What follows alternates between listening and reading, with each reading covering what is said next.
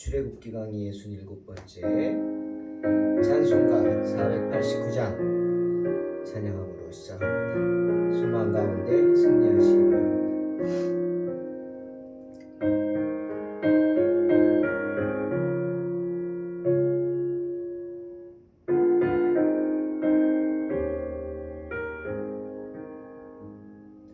저 요단강 건너편에 찬란하게 배는 집 예루살렘 새집에서 주의 얼굴 배우리 빛난 하늘 그 집에서 주의 얼굴 배우리 한량없는 영광 중에 주의 얼굴 배우리 주가 내게 부탁하신 모든 일을 마친 후 예비하신 그 집에서 주의 얼굴 배우리 빛난 하늘 그 집에서 주의 얼굴 배우리 한량없는 영광 중에 주의 얼굴 배우리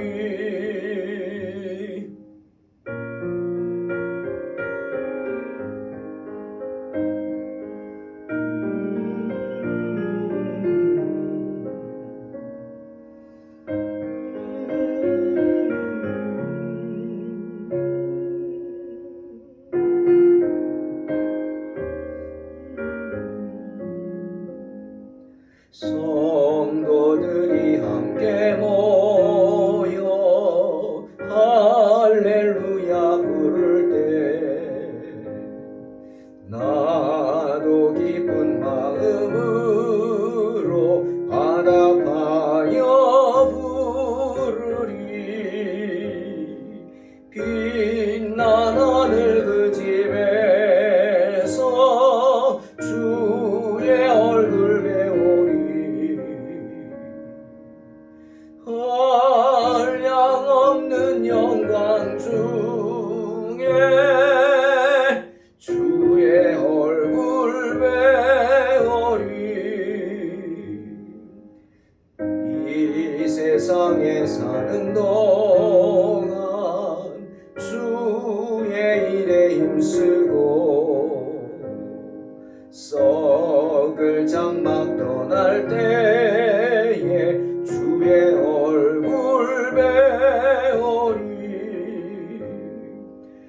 빛난 하늘 그 집에서 주의 얼굴 배우리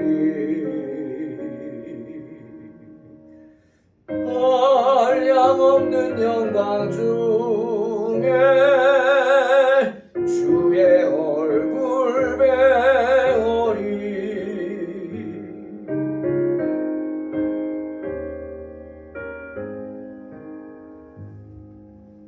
아멘. 출애굽기 20장 1절로 2절 봉독합니다. 하나님이 이 모든 말씀으로 말씀하여 이르시되 나는 너를 애굽 땅 종 되었던 집에서 인도하여 낸 내 하나님 여호와니라. 아멘. 오늘부터 십계명에 대한 말씀을 함께 나눕니다. 먼저 십계명의 말씀을 나누기 전에 하나님께서 이스라엘 백성들에게 주시고자 하는 그 십계명의 말씀이 무엇인가 그 내용을 알기 전에 하나님께서는 이스라엘 백성들이 하나님 당신을 어떻게 생각하는지를 알기를 원하셨습니다. 그리고 십계명의 말씀을 주시는 하나님 당신이 누구신지 이스라엘 백성들이 확실히 알기를 원하셨습니다. 그리고 이스라엘 백성 스스로가 하나님께서 택하신 이스라엘 백성들이 어떠한 존재인지를 알기를 또한 원하셨죠. 오늘 말씀을 준비하면서 그런 생각이 났습니다.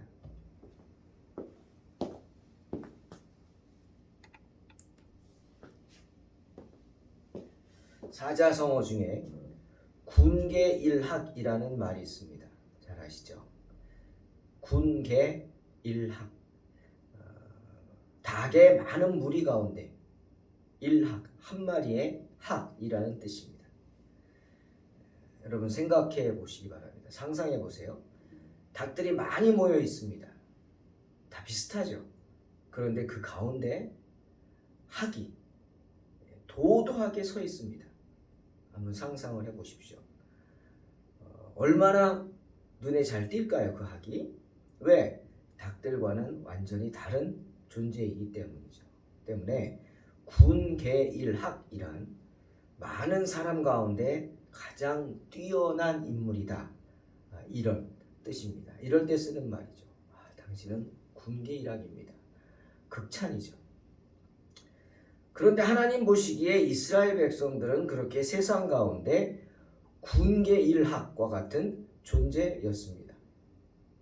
하지만 이스라엘 백성들이 스스로 세상 가운데 자신들이 그러한 존재임을 깨닫지 못합니다. 그러니 하나님의 마음이 어떻겠습니까? 먼저 너희는 군계일학이야 깨닫게 하기를 원하셨습니다.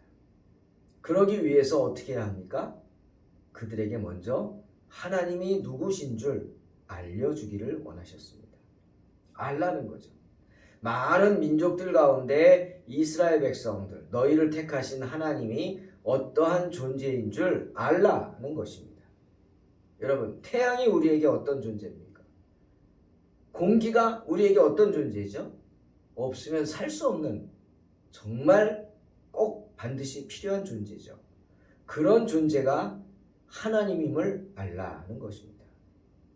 그래서 이스라엘 백성들이 십계명을 지키라 할 때 그저 어쩔 수 없이 강압적인 분위기에서 막 지키고, 이게 아니라 스스로가 자신들이 군계일학임을 알고 기쁜 마음으로 십계명을 지켜나가게 하기를 원하셨습니다. 그래서 하나님은 십계명의 말씀을 주시기에 앞서서 당신 자신이 누구신지 이스라엘 백성들에게 증거하십니다. 1절에서 나는 하나님이다. 그렇죠?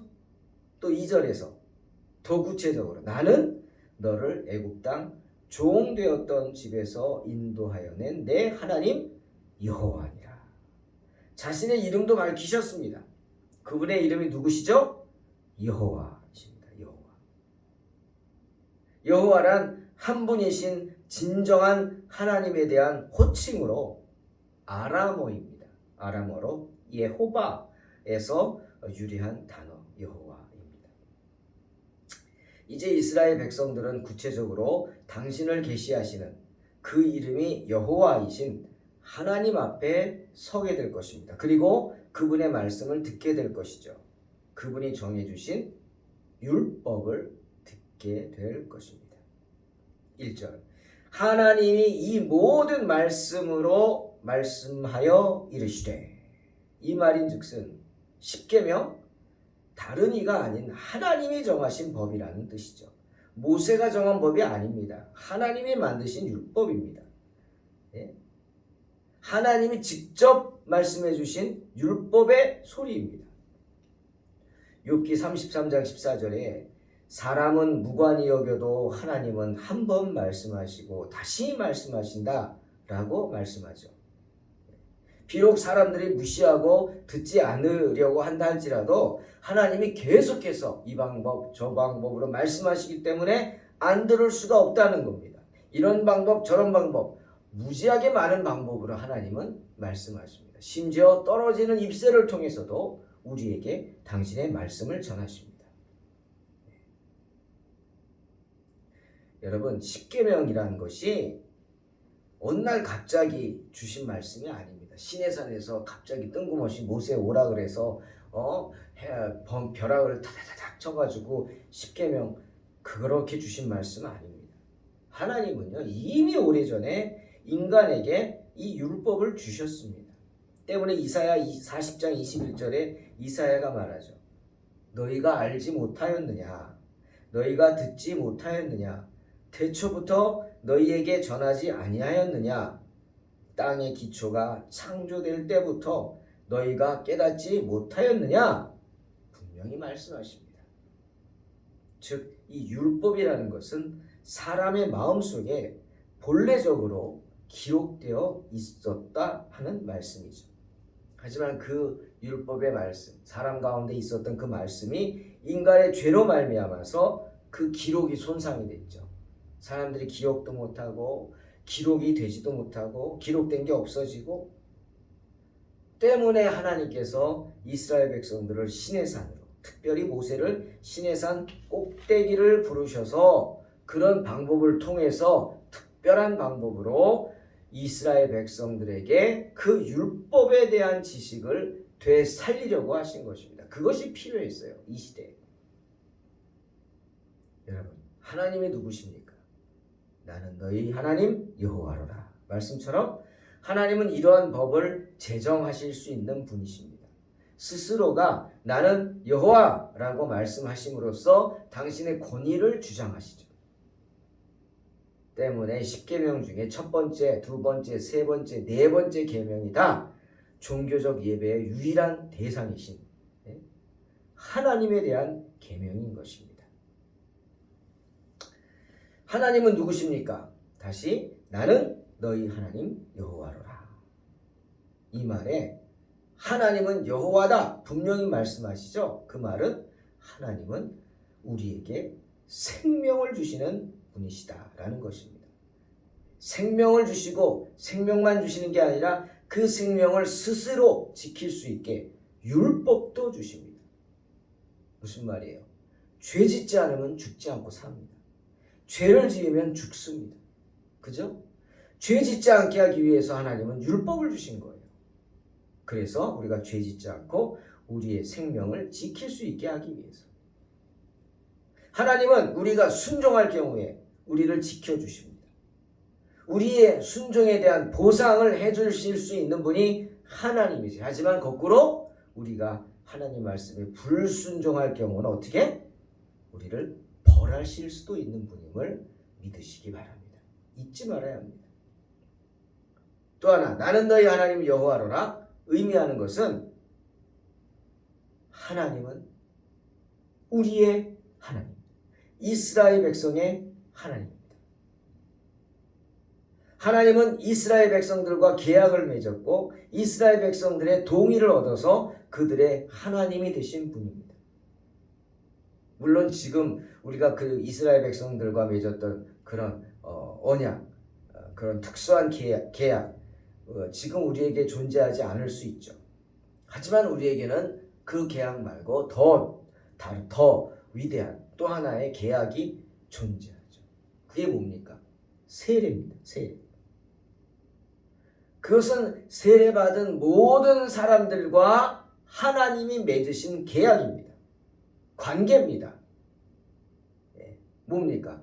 세례를 받는 사람에게 신앙을 고백하고 세례를 받는 사람에게 나는 너의 하나님입니다. 분명히 말씀하시죠. 새로운 계약. 그러니 세례받은 우리는 하나님께 순종하지 않으면 안 되죠. 불의하고 패역하고 배은망덕한 사람들이 되어서는 안 됩니다. 순종치 않으면 그런 사람이 되는 거예요. 은혜도 모르는 배은망덕한 사람. 또 나는 너희 하나님 여호와다 이 말 속에는 구체적인 만남이 기억되게 하십니다.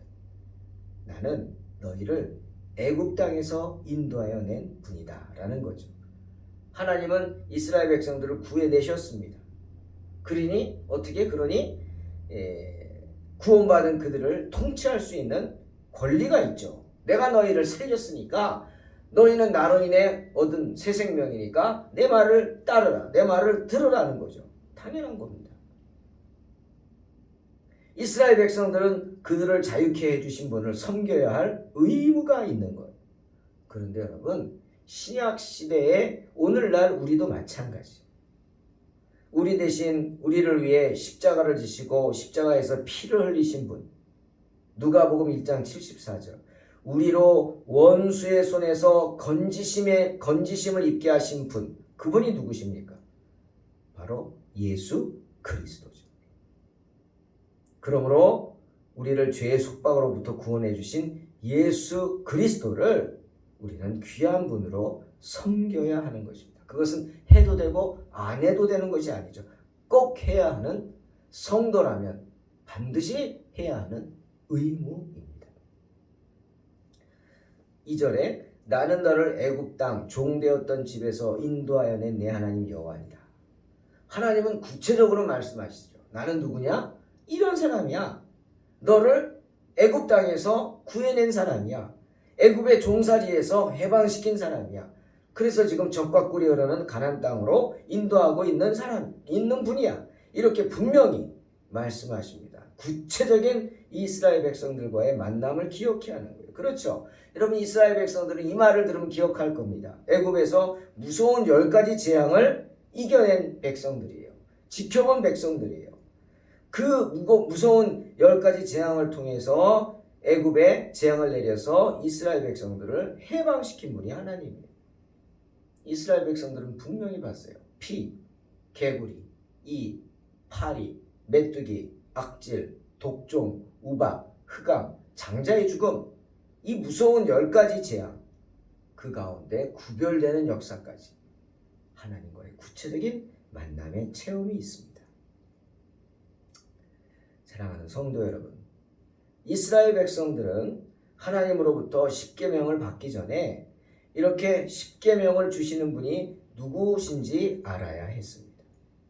그리고 그 십계명을 왜 지켜야 하는지, 왜 지킬 수밖에 없는지 스스로 깨닫고자 하는 마음이 있어야 되고, 정말 자원하는 심령으로 그 계명을 받아들이고 그 계명을 행해야 했던 것입니다.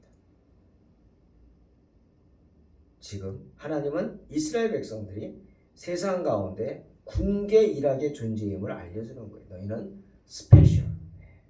You are special. 너는 특별하다. 알려주십니다.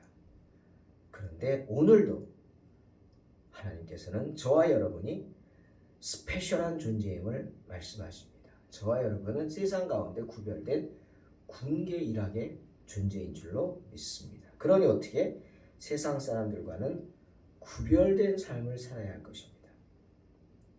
십계명은 우리가 지켜야만 하는 율법의 말씀입니다. 그건 옛날의 법이야? 아닙니다. 그러니 예수님이 줄였어? 아닙니다. 예수님이 줄인 2가지를 생각해 보세요. 더 많은 법들이 생각날 것입니다. 하나님을 사랑하고 이웃을 내 몸과 같이 사랑하라. 시간이 지나도 세상이 바뀌어도 변치 않을 영원한 계명이 바로 십계명입니다. 우리가 명심하고 또 명심해서 그 율법 가운데 행함으로, 그 법을 지킴으로 하나님 앞에서 세상 가운데 구별된 존재는 죄가 되는 저와 여러분 되시기를 주의 이름으로 축원합니다. 기도하겠습니다. 하나님 감사합니다. 어리석은 저희들을 붙잡아 주시고 지금까지 인도하여 주신 주님의 이름을 찬양합니다. 하나님, 어리석은 저희들 붙잡아 주시고 늘 하나님 앞에 말씀으로 새롭게 되게 하여 주시옵소서. 그리함으로 믿음으로 승리하게 하여 주시옵소서. 군계일학의 존재임을 깨닫게 하여 주시옵소서. 감사드리며 예수님의 이름으로 기도하옵나이다. 아멘. 믿음으로 승리하시기 바랍니다.